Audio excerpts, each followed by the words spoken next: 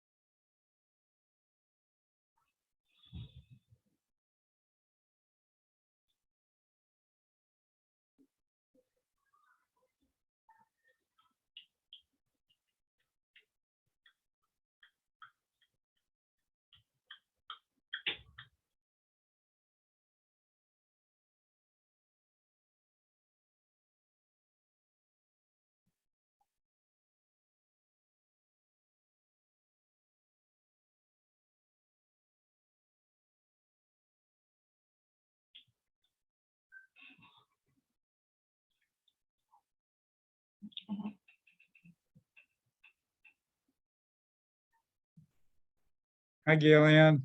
Hi, Fred. Lois is about to join me here. Hi, Lois. Hey, how are you? How are you? I'm good. I'm good. It's gotten cold outside. That's what Fred said. He just came Yeah. in. And Yeah. It was No. nicer earlier. I didn't know it was going to be so windy today.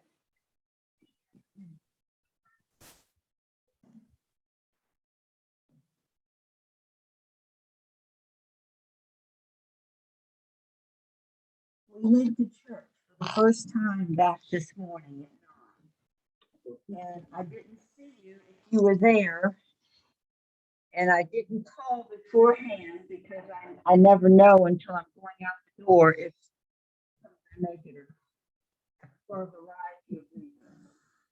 So if you start going back, we're there, we'll certainly. Okay, let me know when you start going back. Well, but like I just said, I don't always know for sure when I'm going to be.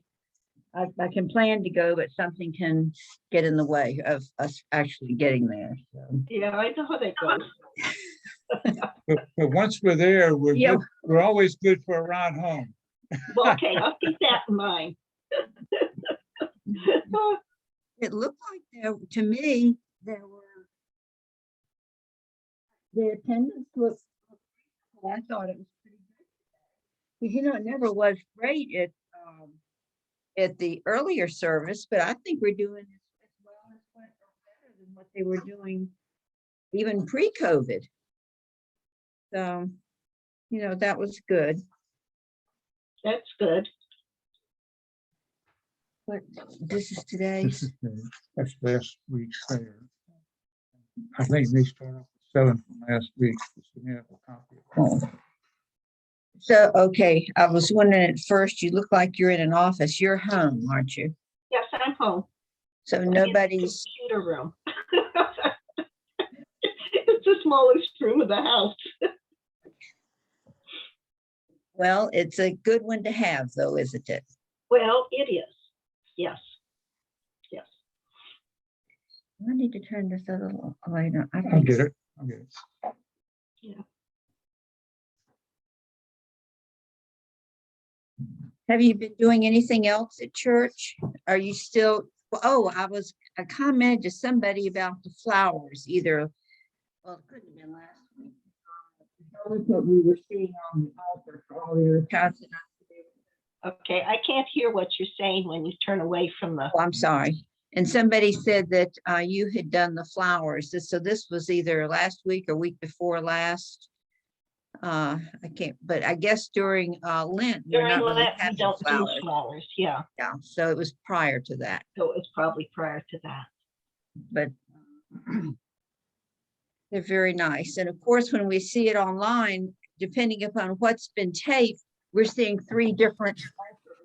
Right, 3 different arrangements. Depending on when they record. Sometimes it's even different seasons. You know, they'll put in something from 3 or 4 months ago, and Right. but Yeah. that's okay. I enjoy the online stuff, except I haven't done the prayer service yet. Okay. Yeah. I've checked it out several times, but I haven't gotten into that fully. Well, myself. I seem to be busy at 12 o'clock noon on Wednesdays. That's Yeah. my problem. Oh, you have I- company. I knew that what was about to happen, Gail Ann, because I saw the Did tail you go see by. the door open? Yeah. Yeah, this is Mr. Booth. Oh, how old is he? He and his brother will be 5 years old in May. Oh, so you have 2, Yes. both of them? Yeah, they're litter mates. I Oh. adopted them. Their parents were feral cats, and I got these 2 when they were about 6 weeks old. Oh, So they're good good company. good company, all right, yeah. Yes. And he looks mighty healthy, I'll tell you that. Oh yeah. Well, I think he's there for the night. Look at that. Oh, I mean, I talk about being relaxed. Hey, Yeah. Gail Ann, how are you? Yep. Gail Ann? Yeah. Hi, Hi. glad to see you. Sorry, I Glad to missed see- last week. There are more than 2 cats there? Just one right Oh, I now, thought it- but oh, I yes, saw there are something. 2. Okay. All right. Pat? I guess that's Pat. Presumably that's me. Pat Doyle. Yeah, presumably Pat Doyle. That's me. All righty, ma'am, how are you? Doing good. Good, good, good. All righty, first of all, let's do, any particular prayer concerns anybody has? Okay, do an opening prayer, anybody? I would just keep the Holcombs in prayer, continue to keep the Holcombs. Holcombs, oh, yes, Holcombs. just- Okay. Boy, it has the brain injury. yeah. Zach Davis. They got it. Zach Davis was he's what, 18? He's in a horrible car crash. He has a severe head injury. But he's Doing well. He's He's doing well. He's out of ICU. Who is that? he was a former youth. The Davises were here 4 or 5 years ago, something like that. The dad is military. He was in Germany when this happened. He flew home. But they live in Hershey, PA now. Ah, And this was a very serious car crash. So this is not Karen Davis's son, No, another Davis. another set of Davises. Yes, okay. All right, And also anybody? the people in Ukraine. Oh, gosh, yes. Oh, gosh. By the way, Samaritan's Purse is taking collections to go to medical support in Ukraine. That's, they've been there. It's amazing. You want to bring one of those over and get closer to us? Hospitals is like, did you read that? Right. We don't bite, honestly. It's incredible. It's- Well, it's more lasers it's and stuff. how they go into it. I guess so, because they've got like 6 They have to put over here. It's We do the just. chair. And it all fits on her airplane. I would love to see it. Okay. That works. Did you bring your typewriter too? Yeah, you're taking notes, aren't you taking notes? I'm taking notes, yes. You won't be able to read them, but I take. Ahoy there, Hi, I'm Chris, you're Chris. and Denise is following me, she's just looking up for where the room is on her phone. I found it. Go in the Well, church, turn left isn't and that take a neat? seat above the door. Until I hear voices, Yeah. and hopefully they're like real voices, not the voices that we hear other times. But anyway. She's out there someplace. Darling, I found it. Oh, good. chairs, right? There's one here And one there. and one over there. We'll just have to rearrange the furniture. Well, we got plenty of chairs back there. Unless they're jumping the seat together. Hi. Welcome, Chris. Thank you very much. Okay. And this would be Denise behind me. I wasn't sure if y'all would have. At the moment, I may have to ask you to share. I only have one left and I'm expecting Okay. one more person. You can move that chair over there if you want, because there are 2 Where's that chairs, chair there, or over that here? chair over there, or just sit on the floor. and- I did, these are for last week, Okay, thank copies you. for last week, Awesome. okay? I guess we're going over there. No, I'll just grab a chair that's there. Okay, Yeah, that's fine. you do can, that. you can roll that one over if you like a nice comfy one. Here, sit right here. So I don't have. Yes, dear. I don't know, you know. He's been Anyway, married long enough to know the. Let me drill. make, Yes, dear. before we start, For 20 years. let me just make introductions. I'll start here. This is Ed Settle. This is Hello. Chris and Denise Stitt, How you doing? okay? Yep. This is Annette Elseth, Okay. okay? I'm getting very old. Okay, Steve Freeman, Pete Wells, his wife Karen is the other person that may yet show up. Okay. Paul Booley, Sherry Booley, Hi. Robert Tangs, and Penny Grammar. Fanny Graham. I really hope there's not a quiz at the end because I'm in trouble. I'm not forgetting Okay. stuff, I really am. Check your UTI. Oh. No, seriously, I'm starting to have real memory problems. Yeah, privileges, that's what we all need, privileges. Yeah, no offense, Penny, I'm Oh, no, fine, no, I really am. It just goes out of my head instantaneously. Anyway. You have all of this in your head well, for You tonight, guys will which be I would okay if I put prefer. on my reading glasses too? Yes, you probably should, yes. Okay, we were just doing prayer requests before we start. Do you all have anybody you want us to pray for? Right now, not that I know of. Okay. I have one. This is Go Sharon. ahead. Yes, Sharon, hi. Hi, how are you guys doing? Good to see you. Good. My son was in an accident last night. He's doing wonderfully. He broke his ankle. But I just want to. I guess I just want to pray and thank God that he's okay and everyone's okay. And It was an automobile accident? yeah, he totaled his car. Oh, my Oh, God. gosh. Yeah, so Yeah. he's so it's blessing that he's okay and he's My kids were growing up, they wrecked 3 cars, Ouch. so. well. We only read one and went through 3 clutches. Anyway, what is his name, please, Sharon? Jake. Jake. And I will also. All right. have my Anybody nephew- else? Yeah. my Going nephew- one? My nephew Christopher just got through with back surgery. Ooh, You been there, done that. You can take it up now. Not like a plague. Okay.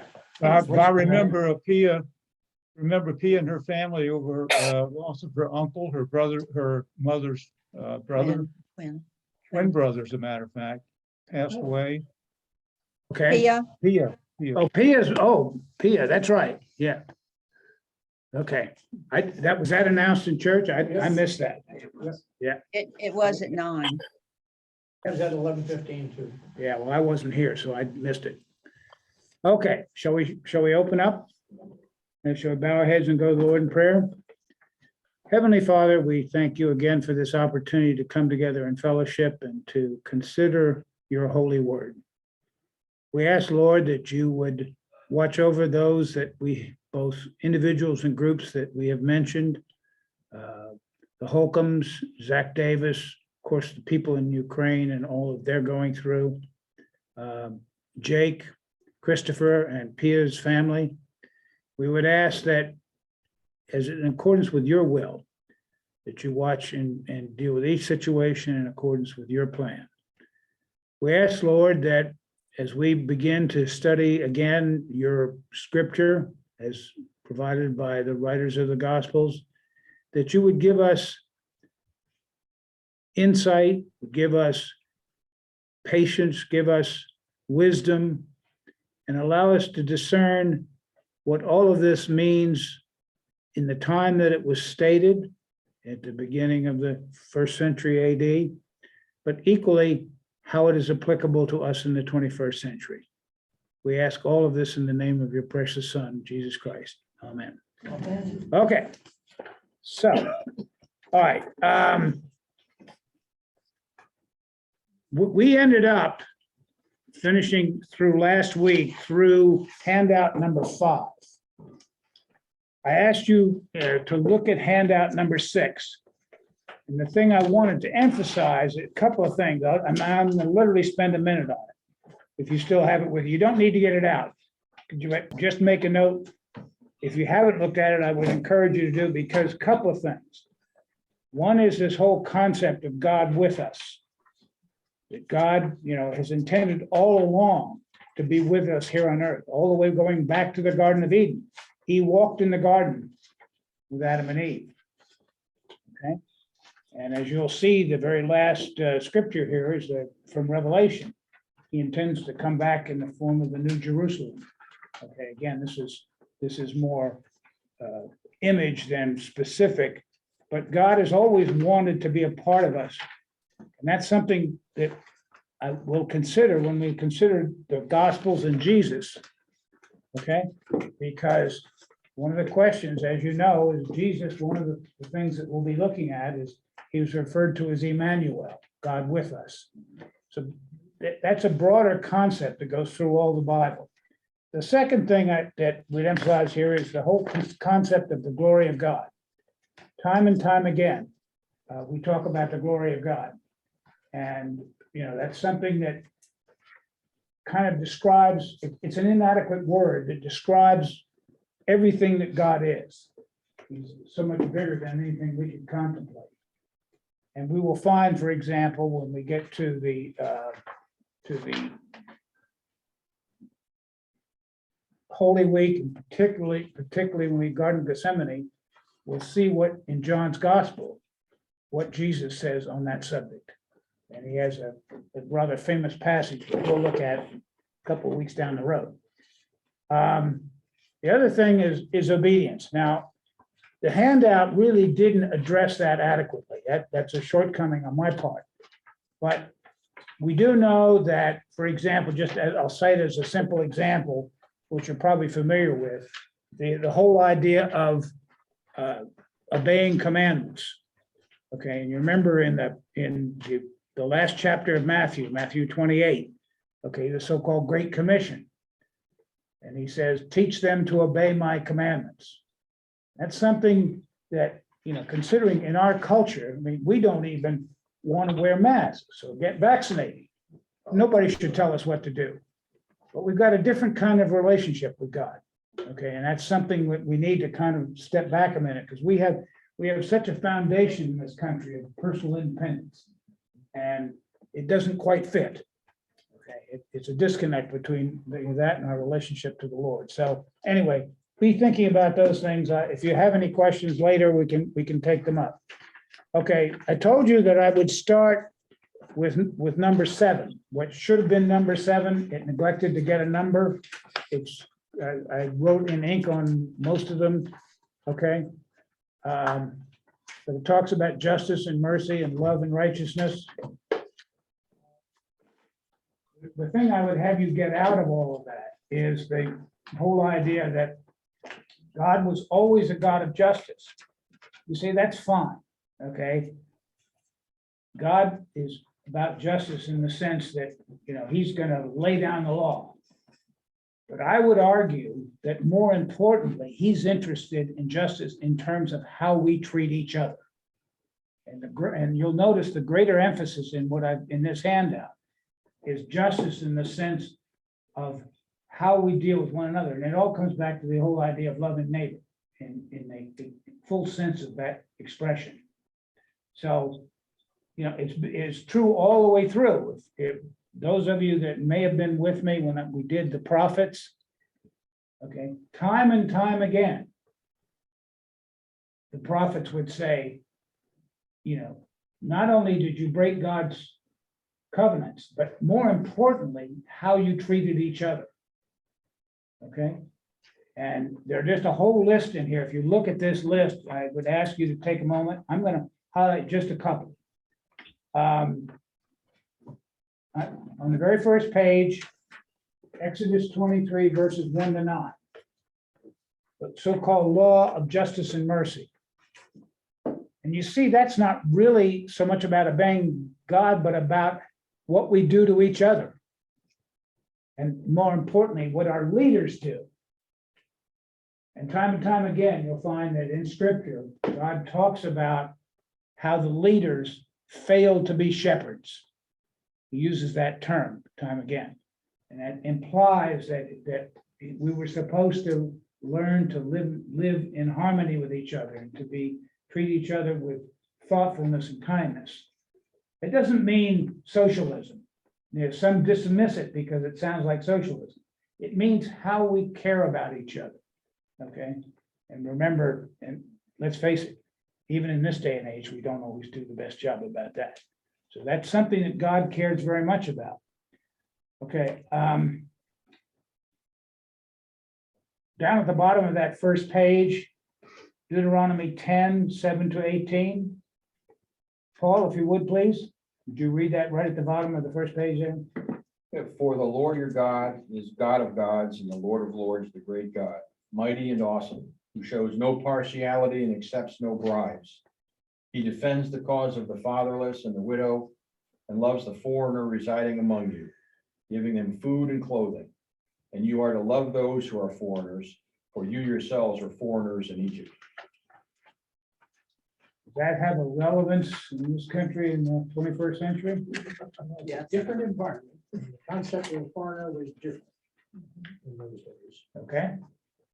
We didn't have borders set up that prohibited people from coming in. Foreigner was a stranger.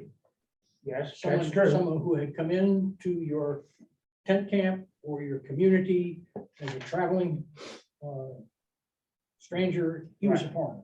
Yes, There was no legalistic implication of being a foreigner here. yes. No, I grant you, there is that legal issue. I will concede the point. Whether it should be or not is another issue. But, it is what it is.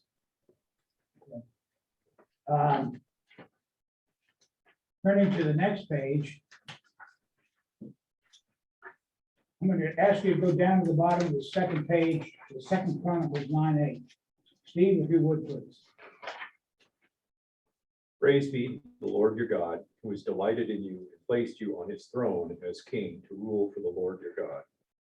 Because of the love of your God for Israel and his desire to uphold them forever, he has made you king over them to maintain justice and righteousness. Now, I would argue that we tend to think of righteousness in terms of our relationship to God. That's one of those words that we don't adequately define. I believe based on doing this kind of analysis. It's, as far as God is concerned, righteousness is just as much about how we deal with each other.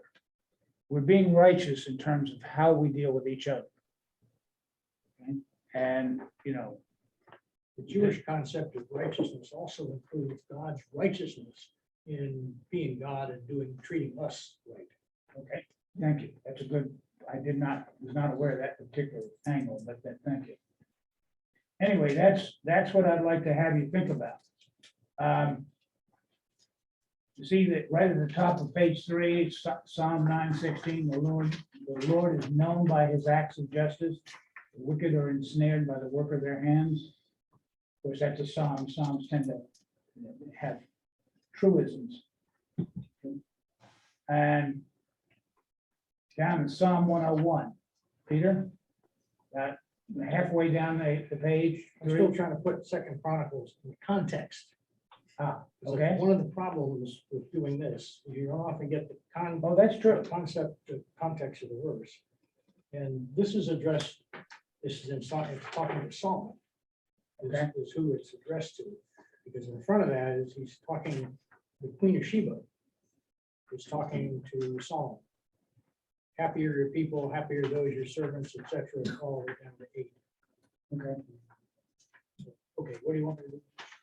Please, but in page 3, just about the middle of the page, Psalm 101, verse 1. I will sing of your love and justice to you, Lord. I will sing praise. And Pete's point is obviously valid. I've done one of these searches based on a key phrase and get all things, but he's right. It does take them out of context. I haven't figured out how to do both things. So, you do have to bear that caveat in mind. There's no question about it. Okay. Down at the bottom in Proverbs 19:17, and that if you look at it. Whoever is kind to the poor lends to the Lord, and he will reward them for what they have done. Of course, Jesus goes on to say, as you know, the poor you always have with you. That's something. Anyway, we're not going to spend a lot of time going through this because we have a lot of ground to cover. But I would encourage you to spend some time looking at these, even allowing for the fact that they're a little bit out of context. Okay? And get a flavor for what the Lord thinks about. I point out a couple of other things. We as Christians tend to use the term love in talking about God, God's love for us and our love for him.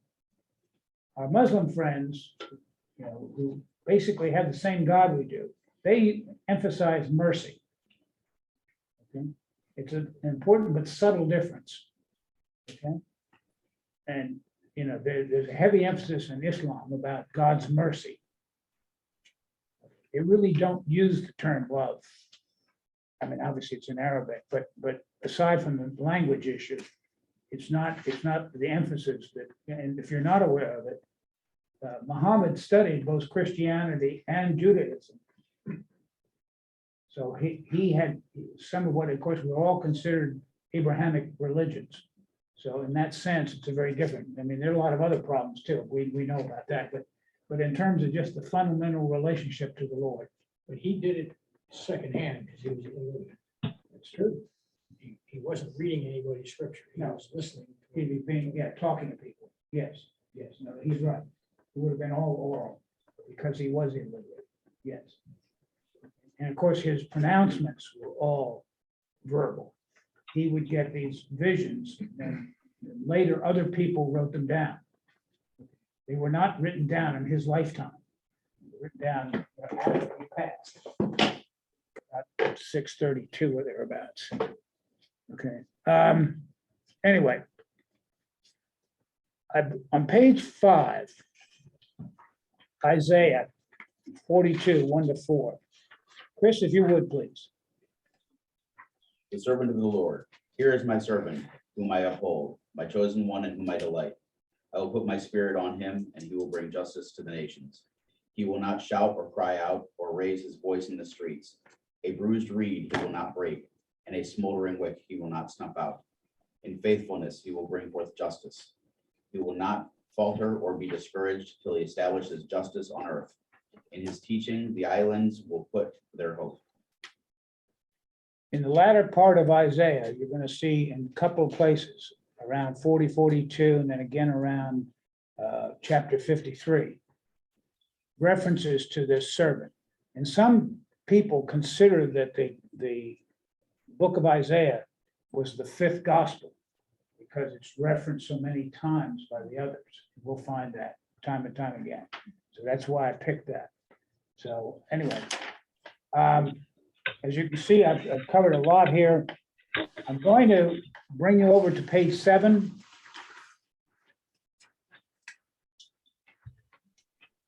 And Micah 6:8. I missed one. Hang on a minute. Let me back up.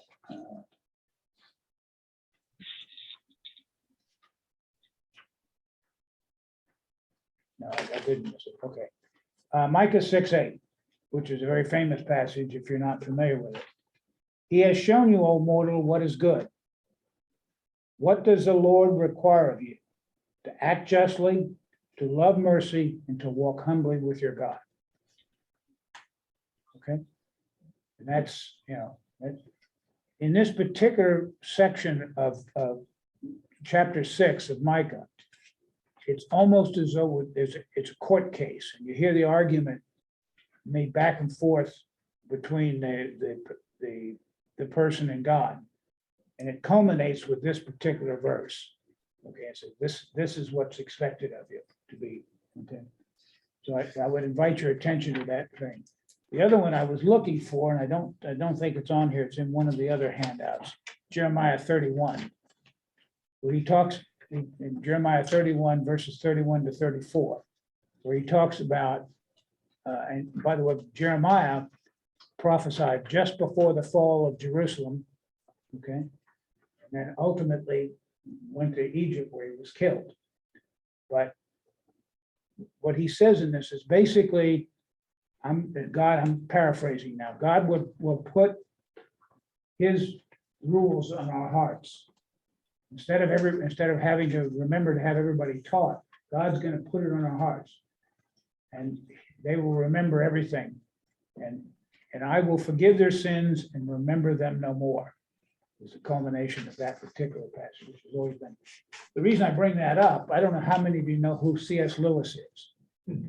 Okay, C.S. Lewis in his book, Mere Christianity, talks about this idea of God having planted thoughts in our hearts. Okay. These are basically our moral values. Okay, we know what's expected of us. And, therefore, we really don't have any excuse.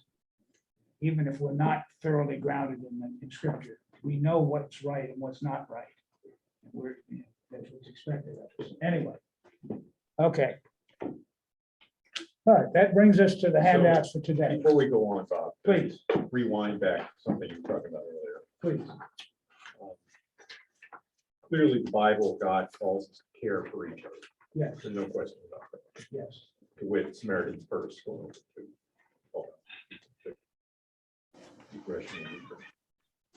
But the question then becomes, what does that mean to care for each other? And some, I think, would suggest, and they use the do not judge lest ye be judged. Yes. The idea that, well, just let everyone do their own thing, just love them.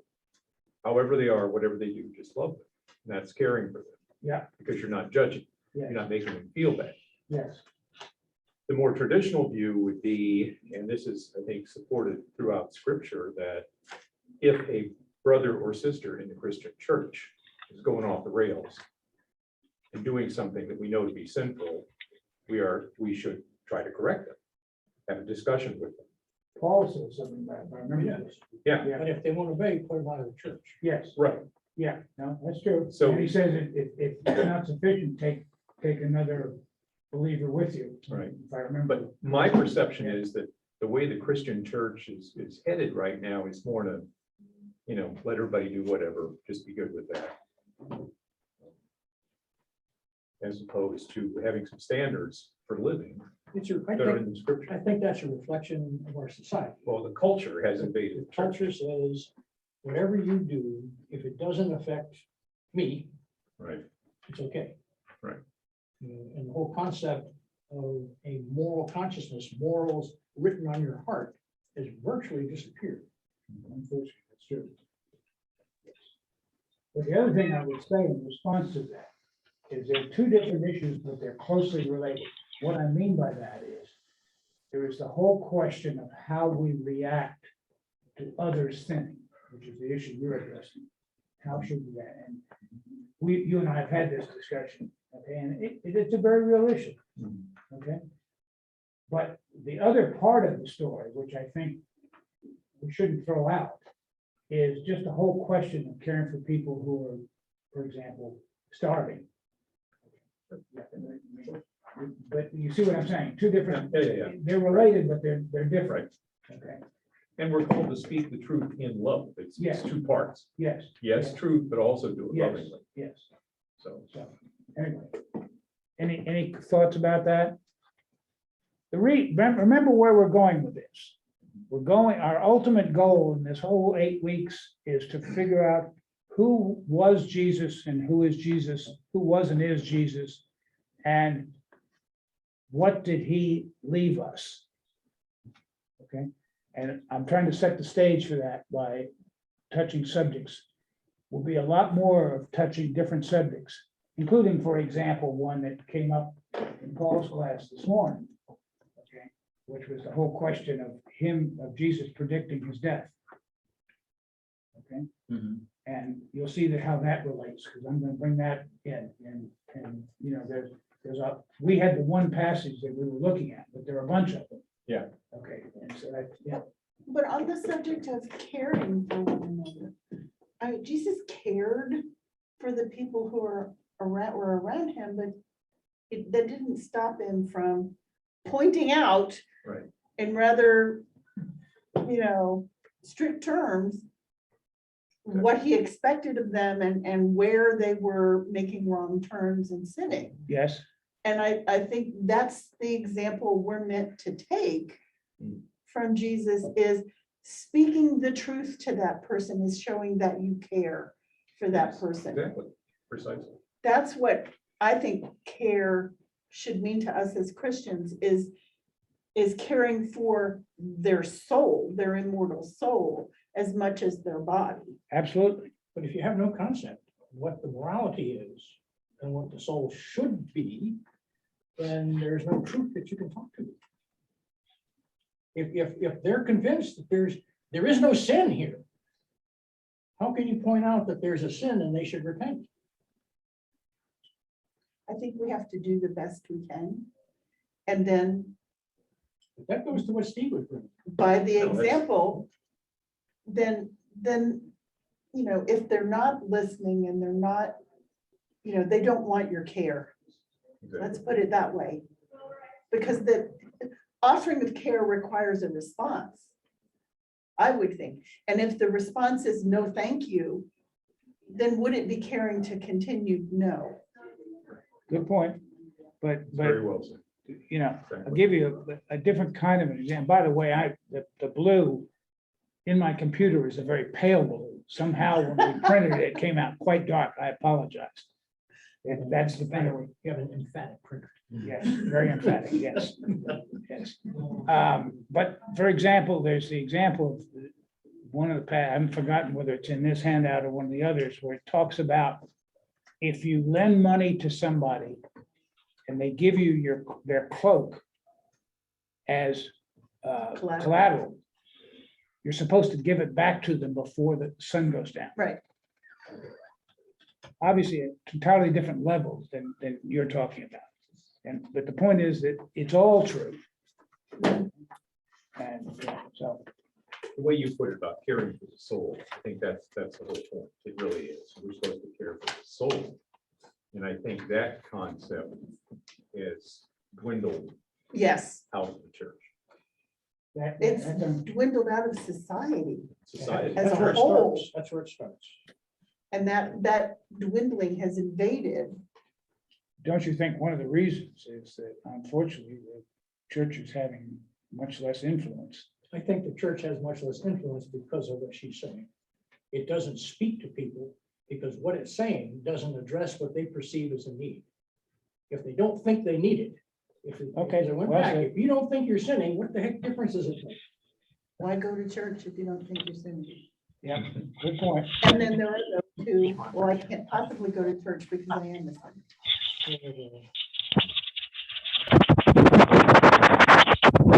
Whoops. Hello, the cat got in the Gail. There. I think I got it. I can't tell. There's one other dimension that's completely different from the current discussion about God and justice, that some people have a lot of trouble understanding. And I don't think Go you ahead, want to please. get into it here, but just to bring it up, is when he tells the people to go into the promised land and wipe out whole entire people, animals, every living thing. And that was another sidebar discussion we had Yeah. someplace else, but it is another dimension here that is hard to understand. When you're talking about God and being a God of justice, which permeates the Bible, and you come across that leaves you scratching your head. Well, and if you remember, part of that situation was, he told them, not only to do that, but then anything they take belongs to the Lord. And some of them took it, and the Lord had punished them. And they paid a price for But that that too. whole so- concept of Haran, Yeah. which is holy war, which had rules, and the holy war rules were literally that you kill everything alive, and anything that you capture goes to the Lord. What the mechanism for that is, I don't know. Yeah, But anything you capture Yeah. goes to the Lord. And that means you kill the flocks, you kill all of them. yeah, And a number of people got in trouble with the Lord for not doing that. right. You know, Saul got in trouble for not doing it. And there's a guy in Joshua's band that kept some of the silver and buried it. I don't. Buried it in his tent, yeah. Right, and but it's in context of where these people lived and the society they lived in. You know, their interpretation of God at that point is not the interpretation of God. Same God, different interpretation that we have in the New Testament. Yes, They didn't believe in a God of love and mercy, except on an absolute scale. Mercy being you get what you deserve. You know, not that you will be forgiven. Right. And so this whole holy war piece fits into that. And there's the other, and that's the piece that people say sometimes has gone over to Islam. right, and well, there's another Yeah.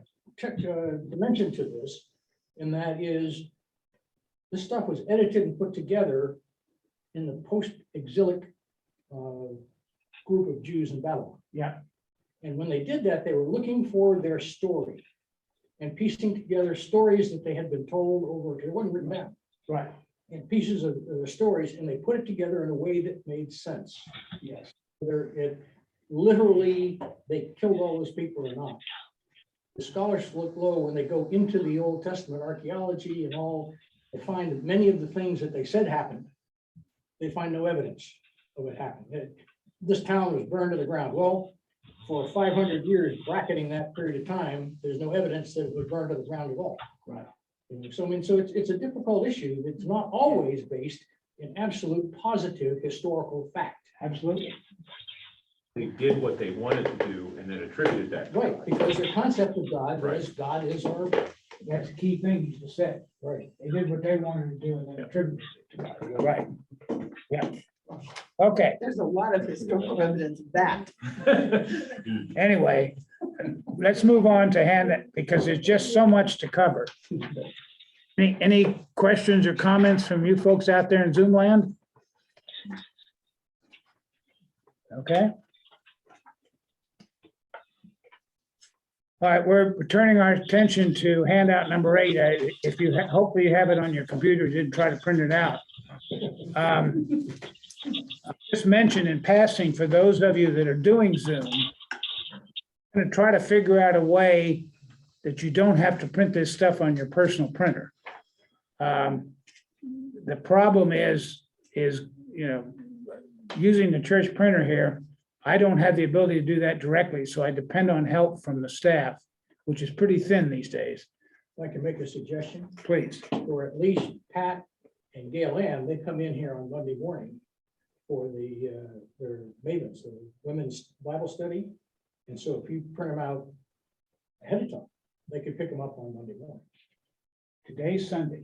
I know that. The handouts don't typically get printed till Thursday. Yeah, well, if you set yourself ahead of it. I'll work on it. Anyway, I'm gonna try to find an answer. One suggestion is leaving some copies in the workroom. And so we'll see if we can, but between now and next week, I'll try to figure out a better plan so you don't have to print all this stuff. I have an iPad. I just read it off my iPad. So Well, that's the smart way to do it. Okay. Bob, Turning our Bob, attention. you just posed the question, and we have 11 different answers for you. That's pretty normal. It's one thing about this group. Okay, turning to, please, to handout number 8, talking about Savior and Redeemer. Again, one of the things I'm trying to show with this is the fact that this concept of Savior predates the Gospels. That God is the Savior. And I would point particularly to Job. Okay. Job. Where is it? 25. Yeah, there it is, 1925. I don't know if you're familiar, but there's a wonderful aria in Messiah, in the Easter portion of Messiah. So it happens to be a soprano aria. It's based on this particular text. Okay, I know that my Redeemer liveth. Okay, and it's gorgeous. It's absolutely gorgeous. But that's, where I first became acquainted with it. An awful lot of Messiah, as you might guess, is drawn from Scripture. The librettist that did it had a wonderful statement of faith. Anyway, moving on. I'd like you to just, take a moment to look over it. If there are any questions, there's just enough. The Jeremiah passage that I was referencing is about the middle of page 3. I thought it was in the other handout, but it's in this one. Bob, if I can add some context Please. to know that my Redeemer lives, in the Hebrew translation, it's vindicator. And it is a kinsman or champion who stands for him, not God or any spiritual. It's Okay. like your best buddy who's going to be your defense attorney. Okay. That's what the context of it is. Yes. For your knight. Right. Yeah. For your wingman. Wingman, yeah. So Any of those. let's take a moment to glance over number 8 because time is just getting away from us. Okay. See if you have, again, the point being is that this concept of Savior and Redeemer shows up a bunch of places in the Old Testament before we get to the whole idea of Christ being our Savior by dying on the cross. And it was not, and what I'm really trying to say to you about a lot of these is these ideas transcend the whole Bible. That's what I hope you'll get from this, that these are not ideas that were just in the New Testament. And when we look at Jesus as a Savior, for example, when we consider Jesus as a Savior, where did that idea come from? And you've seen some ideas of where that came from. And remember that the other thread that's going through here, which I mentioned last week, was the expectation of the Jews in Jesus' time, when Jesus arrived on the scene for his public ministry. Okay, they expected a Savior, but not the kind of Savior they got. Okay. Because of all of the history, they've been attacked so many times in Jerusalem, the temple had been destroyed. Okay. And what they don't know is it's about to happen again. Shortly after Jesus, of course, is when the Romans attacked the Jerusalem and destroyed the temple yet again, which has not been subsequently rebuilt. So anyway, any questions about that? Any thoughts? Barbara, you asked the question about a reading assignment. You're beginning to see what the reading assignment looks like. I admit it, it's harder taking it across like this, but it's maybe a fresh way to look at the scripture and see what, how it all fits together. So, any questions or comments? How about you folks out there? Whoops. We lost you, Gail Ann. I know. Is it your cat? My Did the- cat keeps walking across the desk. I know, cats are like that. Dinner. Oh, okay. What you're being told is you need to pay attention to the cat, right? Right. I know, yeah. We had cats in my family when my children were growing up, and they ruled the roost. We had dogs too, but that was an interesting combination. Okay, let's turn our attention to, Wait a minute, start, Bob, since you brought it up, go for it. on page 3 here, the fate of the Canaanite woman, that story Yes, has caused a lot of heartache among Christians over time. It represents Jesus as being very arrogant, condescending, talking down to her. How do we interpret that? good question. What do you think? Well played.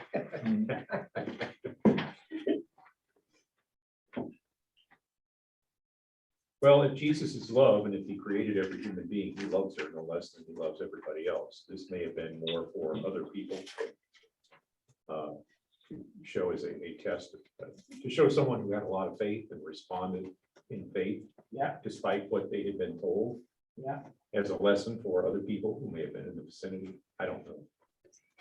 But This is one I've never actually understood. yeah, Particularly the reference to the children's bread and throw it to the dogs. Where did that come from? It's kind of like, it's something he knows that she knows, but nobody else knows, or They all knew it. It's an idiot. If you're eating and the kids, if you ever watch kids feed the dog from the table. oh, gosh, yes. That's what he's talking about. But it was also slang, a reference, a derogatory term for non-Israelites. But Yeah. she is using that term to say to Jesus, okay, dogs, but you should give me something because even the kids feed the dogs. Yeah. That's what she said. Yeah, it's not a literal reference of the dogs, it's the euphemism, I guess. The one thing I would point out here, is just, apropos of this whole discussion, is the fact that she did talk back. Mhm. And we've seen other examples in the Bible where people talk back to God. Abraham, absolutely. And, and so this is a God that is willing to be engaged with us in serious. This is not a one-way conversation. and he again engages with someone that his disciples tell him to leave behind and ignore. Yes, And he turns and engages her. yes, My Bible says that dog was a term the Jews commonly applied to Gentiles because the Jews considered these pagan people no more likely than dogs to receive God's blessings. Jesus was not degrading the woman by using this term. He was reflecting the Jews' attitude so as to contrast it with his own. But in a way, he was degrading her because she's equal to everybody else. And by Jesus calling her a dog, whether he calls her a foreigner, or he calls her a Canaanite, or any other slang term, it's a slang term referring to her ethnicity. And that's not a polite way to say that. No, but he's saying that right after his disciples have shown up and say, send her away, she's not worthy of I you, know. right? And at that point, he's bringing out two things. Number one, their view that, she is unworthy, but his view that even someone who is not a member of the nation of Israel can have such faith that they can receive salvation. But he did it in a derogatory term. He did it in a derogatory term, but again, if you're looking at the audience that's standing around him, being the disciples and such like that, he's kind of using their own preconceptions against them good point. to say, it's not right it's not right to, take the bread of the children, the Israelites, and throw it to the dogs. That's You what she know, said. to No, justify. he said that to her. He said, Right. it is not right to take the children's bread and toss it to the dogs. And she said, yes, it is, Lord. Yeah. Even the dogs eat the crumbs that fall from the master's table. At that point, Jesus is kind of the big reveal. Yep, you're exactly right. And it's not just for her that he's saying this, but for the audience gathered to include his disciples. It's true, there is no tone, right? You have no idea what his tone is when Right. he's saying this. That's But true. in the same vein, It's just words. It's written just words. written. in the same vein of that But argument, here it's in color and has folding. Yes. Yes, but it still doesn't have Yeah. tone. it's red You print, don't it's gotta know be true. how he's saying. I would say in the same print, that same vein of argument, that the parable of the Good Samaritan to the Jews was also a derogatory term. They thought lowly of the Samaritans. But People of Samaritans were Samaria, Samaritans. yes. They call themselves Samaritans. Okay, but when Jesus called them Samaritans and talked about Good Samaritans, that was turning the idea on its head as well. I mean, they had no concept of a good Samaritan. It turns its head on the juxtaposition of good with Samaritan. Because they didn't like the Samaritans. They considered the Samaritans false Jews, Yeah, so worshiping in the wrong Yeah. place. And so when he says a good Samaritan, it's an ironic twist to the term. Yes. It's saying, look, even this guy who is outside normality can show justice and care for someone. yes, We're in the same sheet. But, That's and exactly contrasting that right. also to the other members of the Jewish community who ignored the injured person. They passed by on the other Pass by side. on the Yes. other That's a side. great Yes. explanation. We also have the example of Jesus healing the centurion's servant. And I mean, of all the hated people in that society, Romans were at the top of the list, and here he healed this Roman centurion's, a warrior's servant. But remember what he said? I've never seen such great faith. in- Right, right. So I mean, clearly there are examples of Jesus' love for all people, not just limited to the Jews. But I will then also connect that with what you just said, which is, and take it all the way back to Abraham, which then of course Paul brings up, which is you are saved by faith. Mhm. Abraham was saved by faith before he was circumcised.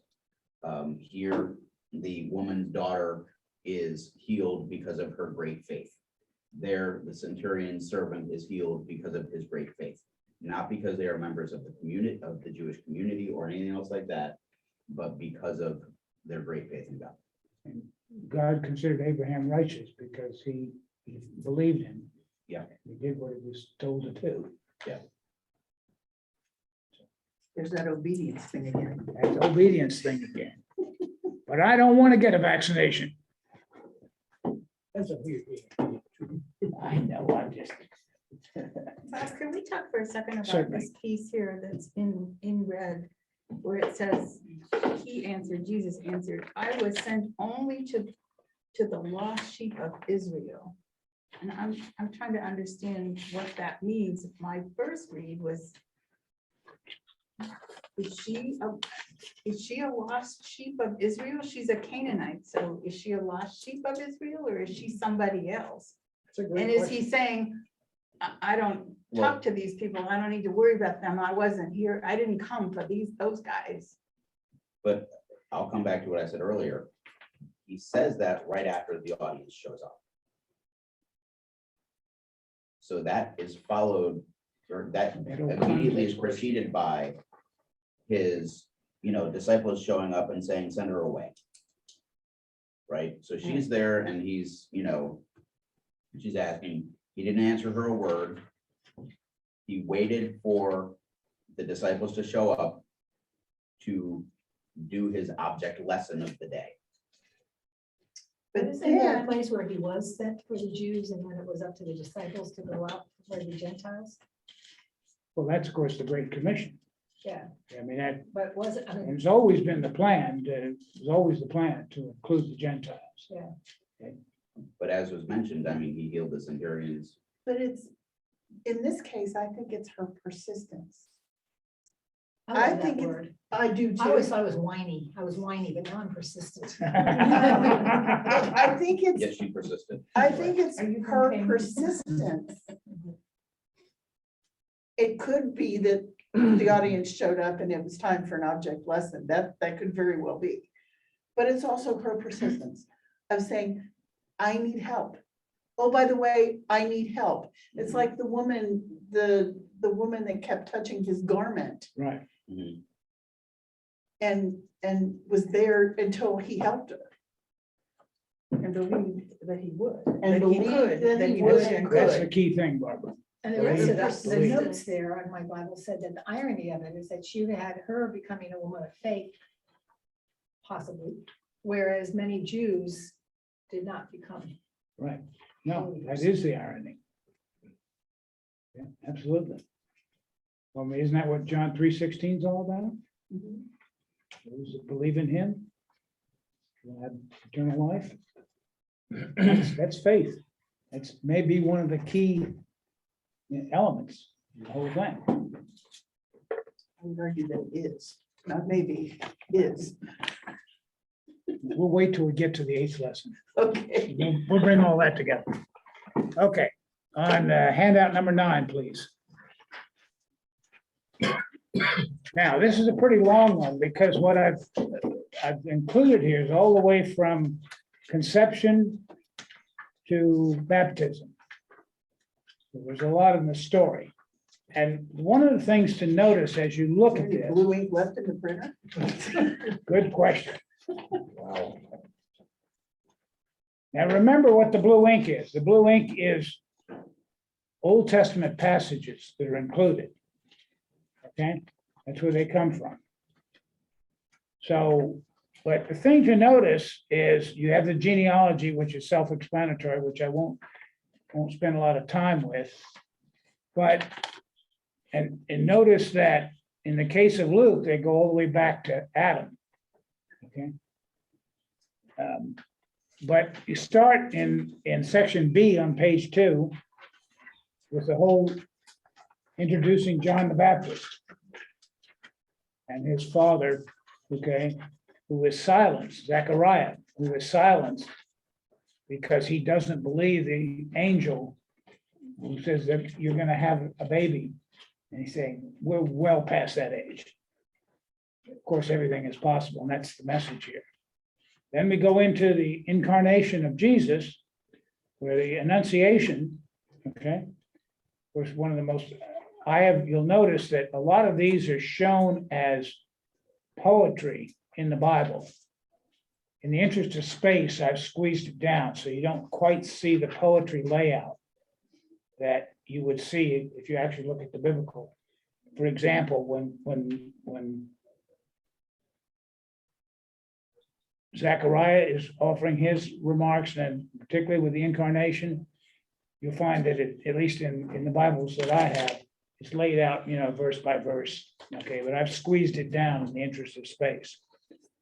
Anyway, there's the Annunciation. Now, the thing to notice here, I don't know if you caught it, it's one of those things that when you do this kind of thing, all kinds of little tidbits show up. We're familiar with the fact that the angel visited her in the Annunciation, and she says, let it be as you say.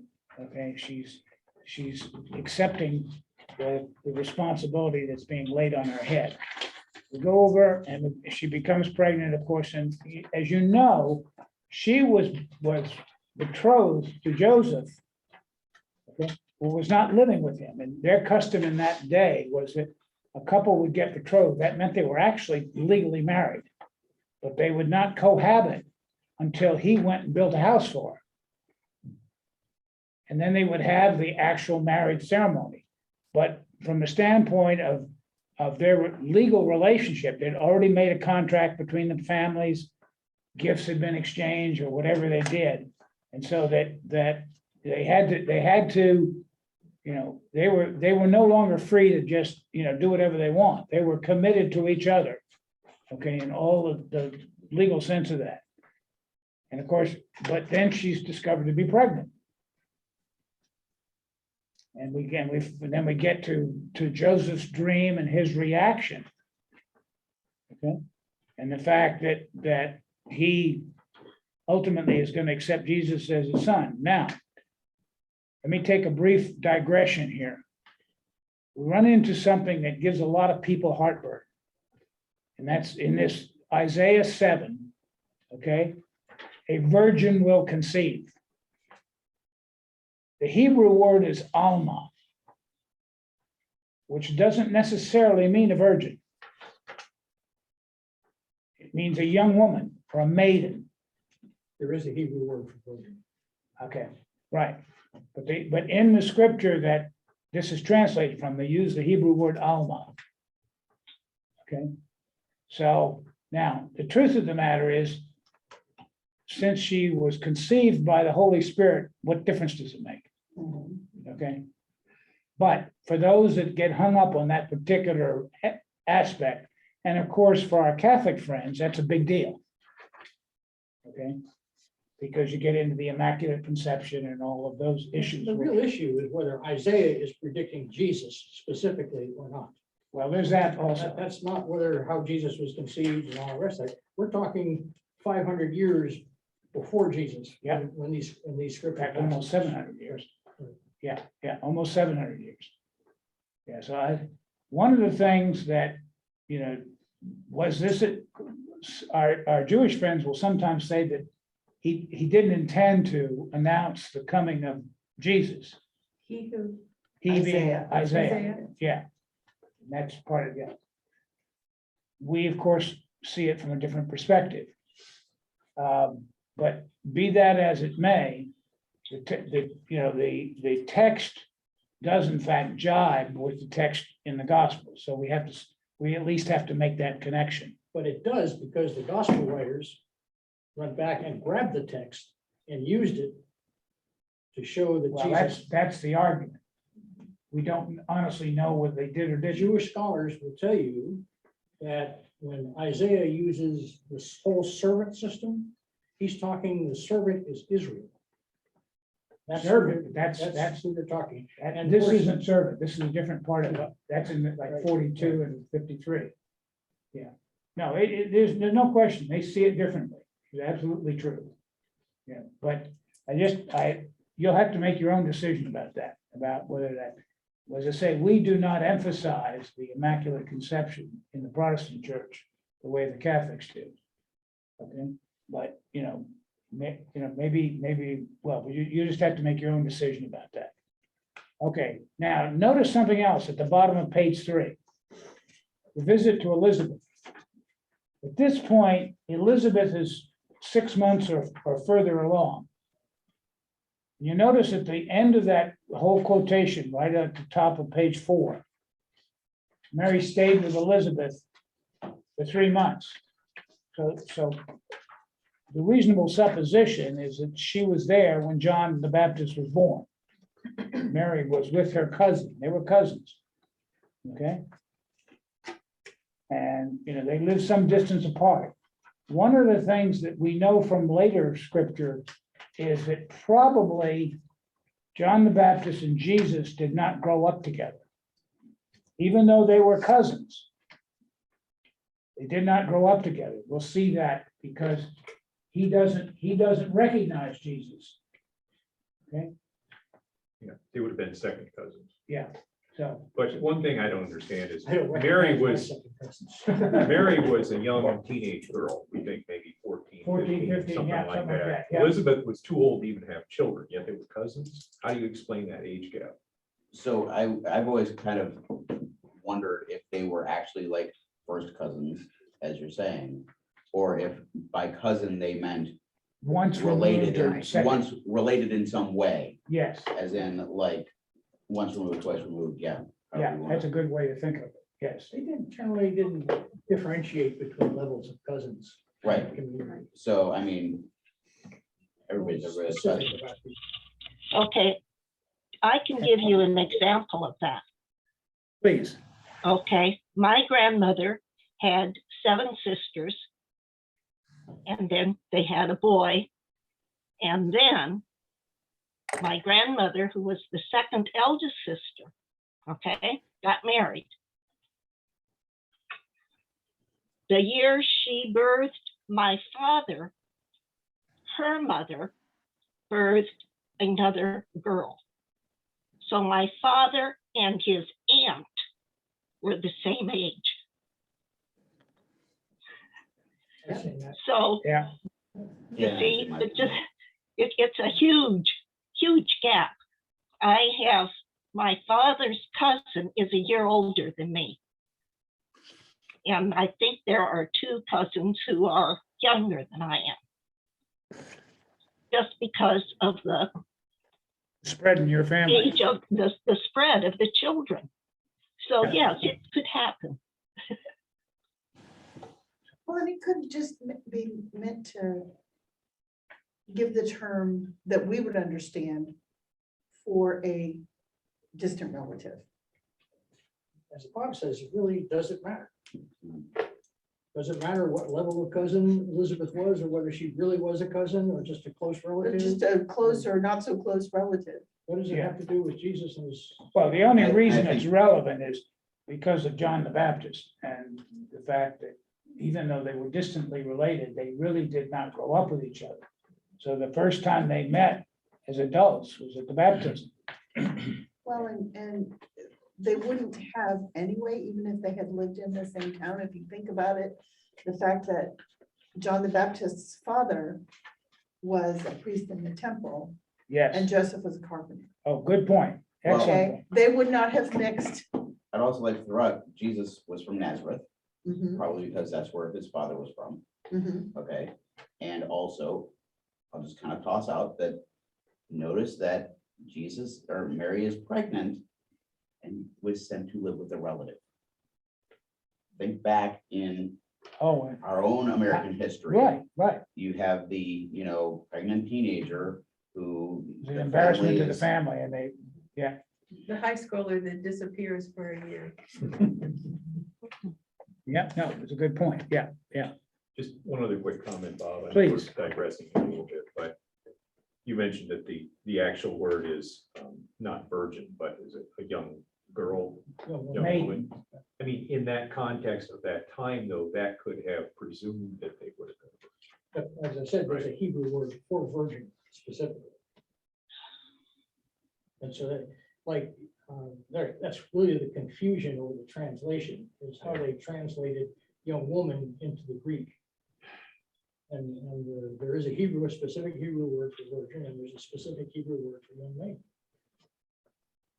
And now you can make that implication, but if you're writing that story, Yeah. and you meant virgin, why didn't you use the right word? Who knows?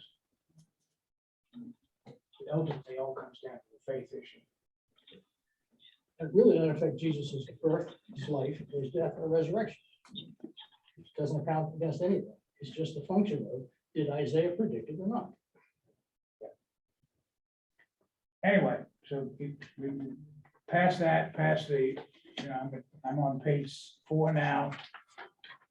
Get down to the birth of John the Baptist and Zechariah's song. Zechariah, of course, his father. Again, this in the Bible, you'll find this shown as poetry. I've crammed it up just in the interest of space. I'll let you, but it's a recognition of something special happening. Anyway, we go on to the birth, which we're all familiar with. And of course, John's particular, at the top of page 5, that John's particular choice of words. He's presenting Jesus in a completely different way. Then we get to the adoration of Jesus, the shepherds.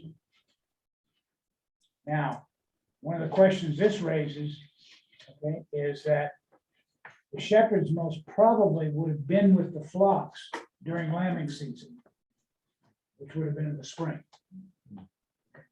So there's a real possibility that Jesus wasn't born in late December. In the winter. There is. Who cares? Don't burst our bubble. There is a scholastic opinion that says they didn't really have a good grasp of a specific date. And that when Christianity became dominant, they decided to sell, and they didn't really celebrate Christmas for a long time. No, it didn't. That's the not way like- we do. Christmas, the like way we Easter. say it, is a 19th century Yes, phenomenon. yes. you know. The original celebrations of Christmas were religious celebrations. The gift giving and all of that occurred on Twelfth Night Yes, in celebration of yes, the gifts of the Magi. yeah. But again, it doesn't matter. But Christmas December itself. 25th used to be a pagan Yeah, holiday, Right. Yes. right? Yeah, So we they- just assigned, they okay, we're gonna combined say. them, right, we can make everybody As, happy. as a Right. way to try and Right. bring more people in, We'll right? make everybody happy. Yeah, It's a solstice kind of a thing. Which brings us then to the whole, where the story, up to this point, generally the stories in the four gospels hang together. Except for John. Yeah, well, John was always in that kind of class. A rebel. A rebel, yes. But what happens after the birth? Two very different stories. Okay. Yeah, down at the bottom of page 6, we have the story from Matthew, which you're familiar with. Okay. Escape to Egypt, the slaughter of the innocents. Okay, and that's one of the, as I said earlier, since Herod the Great died in 4 BC, if this actually happened, and by the way, the only place we find it is in the Bible. If it actually happened, it would have had to have been 4 BC, which means Jesus would have been born in 4 BC. Another concept that says the slaughter of the innocents because he wanted children under 2 actually happened when he was 2 years old. right. So, and in fact, if you Well, look, Jesus was 2 years old. Yeah. yes, That's why he said these, that's the only way you make the Magi and the shepherds match. well, and there's another hint to that as well. Because when the Magi show up, they're not showing up at the cave with the manger. Right. in a They're house, showing it up says at in the a house where he is now living, Right. right? So. And the he's sitting up presentation- on her lap. Right, and the presentation of Jesus at the temple would have happened, I believe, the 7th day after he was born. Karen always gets mad. Well, about that's the story in Luke. Yeah, Right. but you can But what mesh I'm the saying two by is, doing yeah, that. because, Say You that know, again? You can mesh the shepherds coming to the birth and the Magi coming when he's 2. Yeah. And that doesn't take the conflict out of those 2. Oh, I see what you're saying. right, so Mark he's, ignores it and John has a whole different idea. right, so he's born, the shepherds show up, 7 days later, he's taken to the temple, and we have, the prophet and the prophetess, adoring him. They go back to A house. Bethlehem, where they, have moved out of the cave and have found a house. And they're living there when the Magi show up, and as the Magi go, refuse to tell Herod, they flee for Egypt. It's just more You can make detail that mesh, whether you should or not. in the time. Karen gets mad at me because she puts up the creche and I always take the Magi and put them on a different table. Or the Magi are time travelers. In other words, your view is that they would not have been there when the shepherds were Right. there.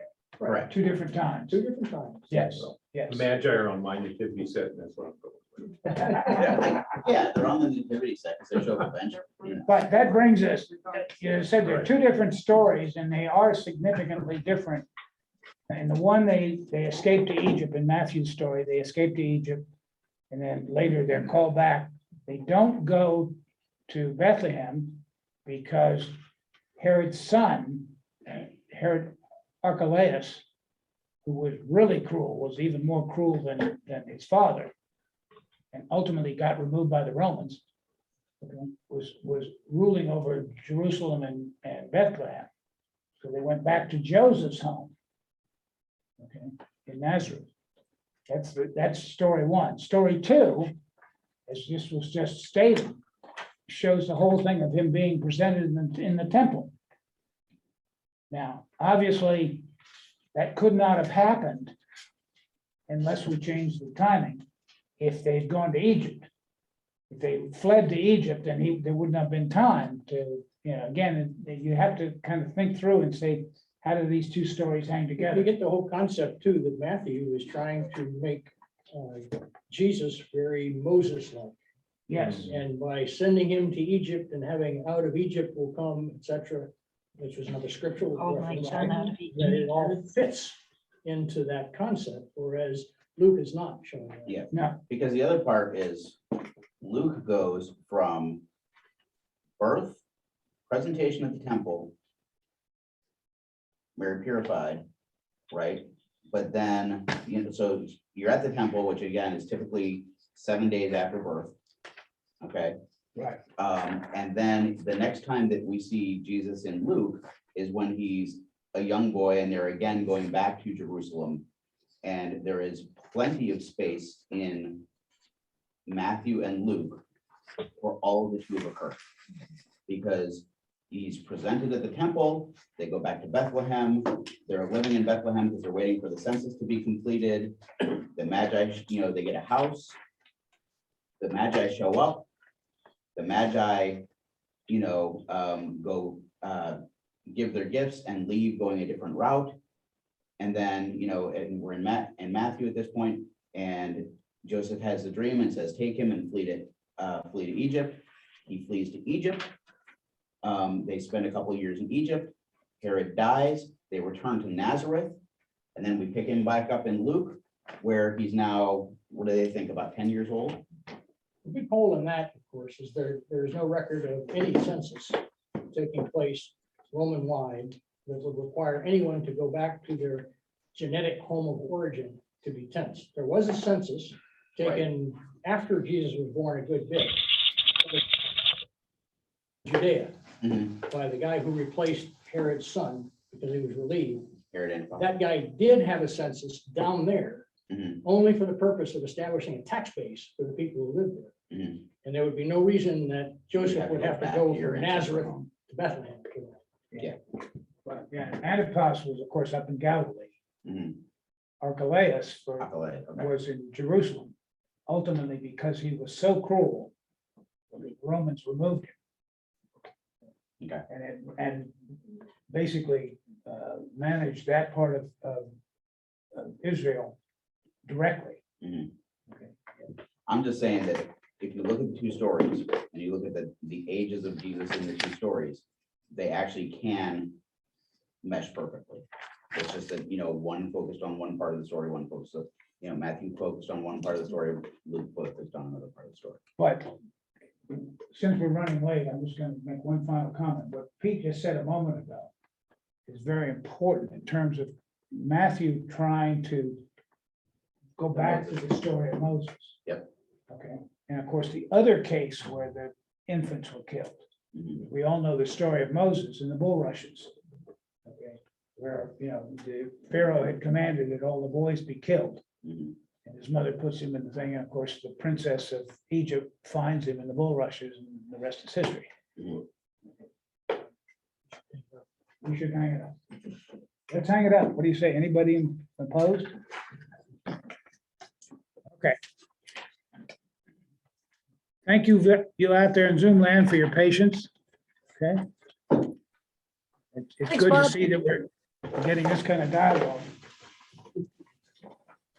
Thank you all. Thank you, Bob. Okay, all right, we're gonna just have a closing prayer. Let's bow our heads.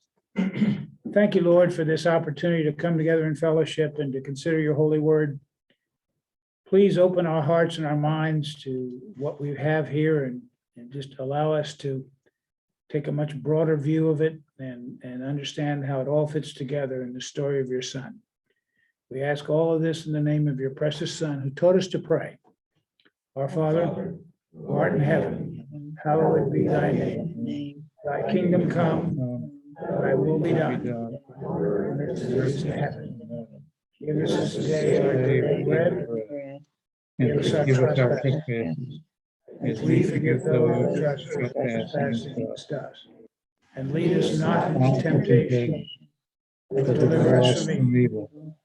For thine is the kingdom, and the power, and the glory, forever and ever. Amen. Thank you. Hi, thanks all. Bless you. Oh, yeah, one quick point for those of you that are still, well, they're gone.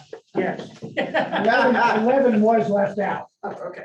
11 actually had to do with the arrest and death of John the Baptist. I decided to leave that particular way out.